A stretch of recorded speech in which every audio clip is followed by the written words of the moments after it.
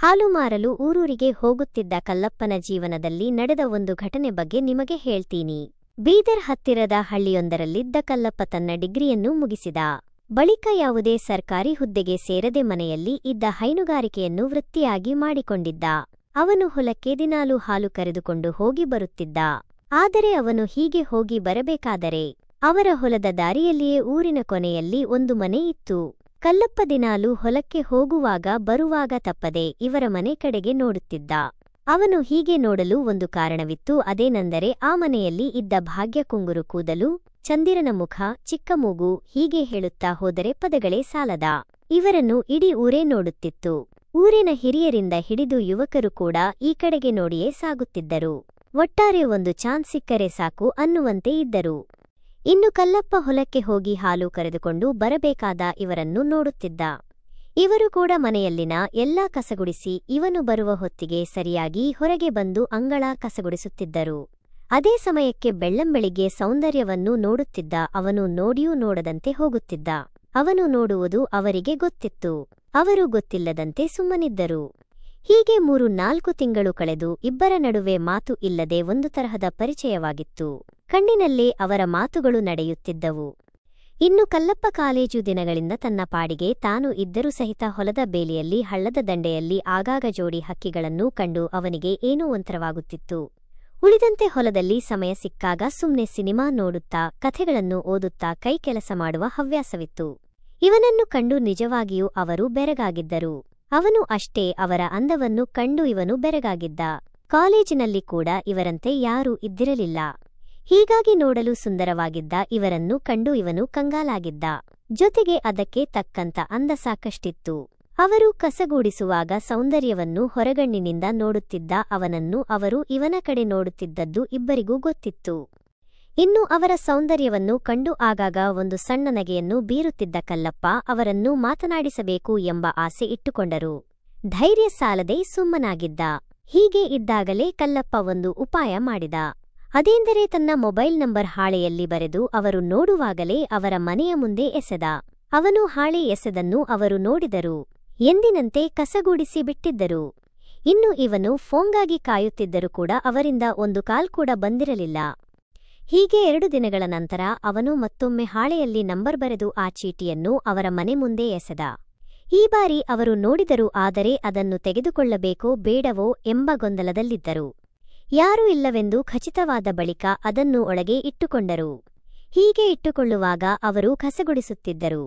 ಅವನಿಗೆ ಬೆಳ್ಳಂಬೆಳಿಗ್ಗೆ ಸೌಂದರ್ಯದ ದರ್ಶನವಾಗಿ ಅಲ್ಲಿಂದ ಹೊಲಕ್ಕೆ ಬಂದು ಕೈಕೆಲಸ ಮಾಡಿದ. ಯಾಕೆಂದರೆ ಅವನಿಗೆ ಇವತ್ತು ಯಾಕೋ ಜಾಸ್ತಿ ಖುಷಿಯಾಗಿ ಬಿಟ್ಟಿತ್ತು. ಇನ್ನು ಹೀಗೆ ಚೀಟಿ ತೆಗೆದುಕೊಂಡ ನಂತರವೂ ಅವರಿಂದ ಇವನಿಗೆ ಯಾವುದೇ ಫೋನ್ ಬಂದಿರಲಿಲ್ಲ. ಮತ್ತೆ ಮುಂದಿನ ದಿನ ಅವನು ಇವರನ್ನು ನೋಡುತ್ತಾ ಹೋದಾಗ ಅವರು ಇವನನ್ನು ನೋಡಿ ನಕ್ಕರು. ಅವನು ಸುಮ್ಮನೆ ಹೋಗಿದ್ದ.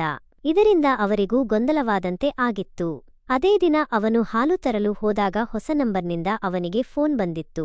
ಅವನು ತನ್ನ ಕೆಲಸ ಬಿಟ್ಟು ಫೋನ್ ಎತ್ತಿದ. ಯಾರು ಎಂದು ಕೇಳಿದಾಗ ಅವರು ಯಾಕೆ ಗೊತ್ತಿಲ್ಲವಾ ಅಥವಾ ಗೊತ್ತಿಲ್ಲದವನ ನಾಟಕ ಮಾಡ್ತಾ ಇದ್ದೀಯಾ ಎಂದರು. ಹಾಗಾದರೆ ಫೋನ್ ಕಟ್ ಮಾಡ್ತೀನಿ ಎಂದಾಗ ಅವನಿಗೆ ಅವರು ಯಾರು ಎಂದು ಗೊತ್ತಾಯಿತು.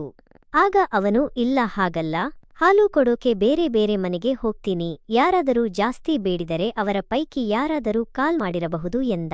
ಹೆಸರಿಲ್ಲದೆ ಮಾತನಾಡಿದ ಅವರು ಮುಗಿದು. ಮೊದಲು ನನಗೆ ಗೊತ್ತಾಗಿದೆ ನೀನೇ ಅವನು ಅಂತ ಕೊನೆಗೆ ನಗುತ್ತಾ ಫೋನ್ ಮುಚ್ಚಿದರು. ಯಾರಾದರೂ ಫೋನ್ ಹಚ್ಚಿದ್ದಾರೆ ಅಂತ ತಿಳ್ಕೊಂಡೆ ಎಂದಾಗ ಅವರು ಮತ್ತೆ ಯಾಕೆ ಚೀಟಿ ಹಾಕಿದ್ದು ಎಂದಾಗ ಇವನ ಬಾಯಲ್ಲಿ ಉತ್ತರವೇ ಹೊರಡಲಿಲ್ಲ. ಭಯದಿಂದ ಸುಮ್ಮನೇ ಇದ್ದ. ಆಗ ಅವರು ಸರಿ, ಇಷ್ಟು ದಿನದ ಮೇಲೆ ಧೈರ್ಯ ಮಾಡಿಯಾದರೂ ಕೂಡ ನಂಬರ್ ಕೊಟ್ಟೆಯಲ್ಲ, ಯಾಕೆ ಹುಷಾರಾಗಿದ್ದೀಯಾ ತಾನೆ ಎಂದು ಅವಾಜ್ ಹಾಕಿದರು. ಆಗ ಅವನು ಅಜ್ಞಾತವಾಗಿ ನುಡಿಯುತ್ತಾ, ನಾನು ಚೀಟಿ ಹಾಕಿದ್ರೆ ನೀವು ಯಾಕೆ ಅದನ್ನು ತಗೊಂಡು ಒಳಗೆ ಇಟ್ಟುಕೊಂಡಿರಿ? ಕಸದ ಡಬ್ಬಿಗೆ ಹಾಕಬೇಕಿತ್ತು. ಇವಾಗ ನೀವೇ ಫೋನ್ ಮಾಡಿದ್ದು ಅಲ್ವಾ ಎಂದು ಉತ್ತರಿಸಿದ. ಇವನ ಮಾತಿನ ದಾಟಿಯನ್ನು ಕೇಳಿದ ಅವರು, ಪರವಾಗಿಲ್ಲ ಬಿಡು, ನಿನಗೂ ಕೂಡ ಸಾಕಷ್ಟು ಧೈರ್ಯ ಇದೆ ಎಂದರು. ಆಗ ಅವನು ಒಂದಷ್ಟು ತೊಂದರೆ ಕೊಡೋಣ ಎಂಬ ನೆಪದಿಂದ ಹೌದು, ನಾನು ಅದನ್ನ ಬೇರೆಯವರಿಗೆ ಕೊಡಬೇಕಿತ್ತು, ಅದು ಸೈಕಲ್ ಮೇಲೆ ಬರುವಾಗ ನಿಮ್ಮ ಮನೆ ಮುಂದೆ ಬಿದ್ದಿತ್ತು ಎಂದಾಗ ಅವರು ತಕ್ಷಣ ಏನು, ಈಗ ಫೋನ್ ಕಟ್ ಮಾಡಿ ನೀನು ಹೇಳಿದ್ದ ಹಾಗೆ ಇದನ್ನ ಚೀಟಿ ಕಸಕ್ಕೆ ಹಾಕಿ ನಂಬರ್ ಡಿಲೀಟ್ ಮಾಡಬೇಕಾ ಎಂದರು. ಅವನಿಗೆ ಶಾಕ್ ಆದಂತ ಆಯ್ತು. ಆಗ ಅವನು ತಡಕಾಡುತ್ತಾ, ಬೇಡ, ಸುಮ್ಮನೆ ಹಾಗೆ ಹೇಳಿದೆ. ನಿಜ ಹೇಳಬೇಕು ಅಂದ್ರೆ ನಿಮಗೋಸ್ಕರ ಆ ಹಾಳೆ ಎಸೆದಿದ್ದೆ. ನಿಮ್ಮ ಜೊತೆಗೆ ಮಾತಾಡಬೇಕು ಅನಿಸಿತು, ಅದಕ್ಕೆ ಎಸೆದಿದ್ದೆ ಎಂದ. ಆಗ ಅವರು, ಇವಾಗ ಮಾತಾಡು, ಅದು ಬಿಟ್ಟು ಹೀಗೆ ಉಲ್ಟಾಪಲ್ಟಾ ಮಾತಾಡಿದರೆ ಹೇಗೆ ಎಂದರು. ಅವನು ಸರಿ ಬಿಡಿಯೇ ಎಂದಾಗ ಅವರು, ನನಗೆಲ್ಲ ನಿನ್ನ ನಾಟಕ ಗೊತ್ತು, ಇದನ್ನ ಬೇರೆಯವರ ಮುಂದೆ ಮಾಡು, ನನ್ನ ಮುಂದೆ ನಡೆಯುವುದಿಲ್ಲ. ಹೊಲಕ್ಕೆ ಹೋಗುವಾಗ ಮನೆ ಮುಂದೆ ನಿಂತು ಸೈಕಲ್ ಚೈನ್ ರಿಪೇರ್ ಮಾಡೋದು ಗೊತ್ತು, ನೀನು ದಿನಾಲು ನನ್ನ ನೋಡುವುದು ಗೊತ್ತು. ಹೌದು, ಅದೇನಾದರೂ ಎಂದರು. ಆಗ ಅವನು, ಏನಿಲ್ಲ, ಅದಾದರೆ ಏನು, ಇಲ್ಲದೇನೆ ಹಾಗೆ ಯಾಕೆ ನೋಡೋದು ಎಂದರು. ಮೊದಲೇ ಕಾಲೇಜಿನಲ್ಲಿ ಎಲ್ಲರ ಜೊತೆಗೆ ಸಲಿಸಾಗಿ ಮಾತಾಡುತ್ತಿದ್ದ ಆಟ. ನಿಮ್ಮನ್ನು ನೋಡಬೇಕು, ಮಾತಾಡೋಣ ಅನಿಸಿತು. ನೀವು ಕೂಡ ನನ್ನನ್ನು ನೋಡ್ತಾನೆ ಇದ್ರಿ, ಅದಕ್ಕೆ ಹಾಗೆ ಮಾಡುತ್ತಿದ್ದೆ ಎಂದ. ಅವರು, ಸರಿ, ನಾನು ನೋಡೋದು ಬಿಡು, ನೀನು ಯಾಕೆ ನನ್ನ ನೋಡ್ತೀಯಾ ಎಂದು ಕುತೂಹಲದಿಂದ ಕೇಳಿದರು. ಅವನು, ನಿಮ್ಮ ನೋಡಿದ್ರೆ ನನಗೆ ಏನೋ ಒಂಥರ ಆಗುತ್ತೆ ಅಂತ ಧೈರ್ಯವಾಗಿ ಹೇಳಿಬಿಟ್ಟ. ಅವರ ಮುಖದಲ್ಲಿತ್ತು ಶಂಕೆ. ಅವರು ತಕ್ಷಣ, ಅದೇನು ಹಂಗಂದ್ರೆ, ಒಂಥರ ಅಂದ್ರೆ ಏನು ಎಂದರು. ಇವನು, ನೋಡಿ, ನೀವು ಹೀಗೆಲ್ಲ ಕೇಳಿದರೆ ಹೇಗೆ, ಫೋನ್ ಹಚ್ಚಿದ್ದೀರಾ, ಬೇರೆ ಏನಾದರೂ ಮಾತಾಡಿದ್ರೆ ನಾನು ಹೇಳ್ತೀನಿ ಎಂದ ನಂತರ ಇಬ್ಬರೂ ಹಳೆ ವಿಷಯಗಳ ಬಗ್ಗೆ ಮಾತನಾಡಲು ಪ್ರಾರಂಭಿಸಿದರು. ಒಂದಿಷ್ಟು ದಿನಗಳು ಹೀಗೆ ಸಡಿಲವಾಗಿ ಕಳೆದು ಇಬ್ಬರ ನಡುವೆ ಸ್ನೇಹ ಬಲವಂತವಾಗಿತ್ತು.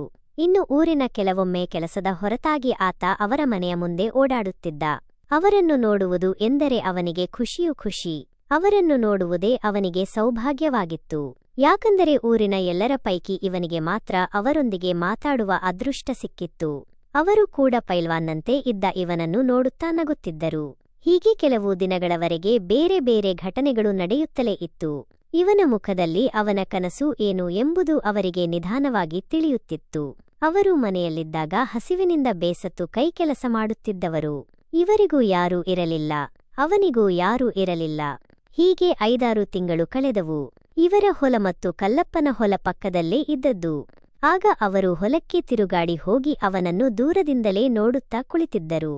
ಹೀಗೆ ಸ್ನೇಹ ಮತ್ತೊಂದು ಹಂತಕ್ಕೆ ಹೋಗಿತ್ತು. ಫೋಟೋ ಕಳುಹಿಸುವುದು, ಮಾತನಾಡುವುದು, ವಿಡಿಯೋ ಕಾಲ್ ಎಲ್ಲವೂ ಜಾರಿಯಲ್ಲಿ ನಡೆಯುತ್ತಿತ್ತು. ಒಂದು ದಿನ ಅವನು, ನಾಳೆ ಬೇಗನೆ ಹೊಲಕ್ಕೆ ಬರ್ತೀನಿ ಎಂದಾಗ ಅವರು, ಸರಿ ಬಾ, ಆದರೆ ಯಾರಿಗೂ ಹೇಳಬೇಡ ಎಂದರು. ಆದರೆ ಅವರ ಮನೆ ಕೆಲಸ ಜಾಸ್ತಿಯಾಗಿದ್ದ ಕಾರಣ ಅವರಿಗೆ ಹೋಗಲಾಗಲಿಲ್ಲ. ಕೊನೆಗೆ ಅವನು, ಸರಿ, ನಾಳೆ ನಸುಕಿನಲ್ಲಿ ನೀನು ನಿಮ್ಮ ಹೊಲಕ್ಕೆ ಬಾ, ಅಲ್ಲಿಂದ ನನ್ನ ಹೊಲದ ಮನೆಗೆ ಕಾಲ್ನಡಿಗೆಯಲ್ಲಿ ಬಾ ಎಂದು ಹೇಳಿದರು. ಅವರು, ಅದು ಸರಿಯೇ ಎಂದರು. ಮಾರನೇ ದಿನ ಅವರು ಹೊರಗೆ ನಿಂತು ಫೋನ್ ಮಾಡಿ, ಇಲ್ಲಿ ಇದ್ದೀನಿ ಬಾಯ ಎಂದರು. ಅವನು ತನ್ನ ಕೆಲಸವನ್ನು ಬಿಟ್ಟು ನಸುನಕ್ಕು ಒಳಗೆ ಬಾ ಎಂದ. ಆ ದಿನವೇ ಅದೇ ದನದ ಕೊಟ್ಟಿಗೆಯಲ್ಲಿ ಇಬ್ಬರು ಸೇರಿ ಆ ಕೆಲಸ ಮಾಡಿ ಸಂತೋಷಗೊಂಡರು. ಆದರೆ ಅಲ್ಲಿ ಸರಿಯಾದ ಜಾಗ ಇರಲಿಲ್ಲ. ಅವನು, ಇಲ್ಲಿ ಬೇಡ, ಕಬ್ಬಿನ ಗದ್ದೆಗೆ ಹೋಗೋಣ ಎಂದ. ಅವರು ಅಲ್ಲಿಯೇ ಜಾಗ ಮಾಡಿಕೊಂಡು ಕುಳಿತರು.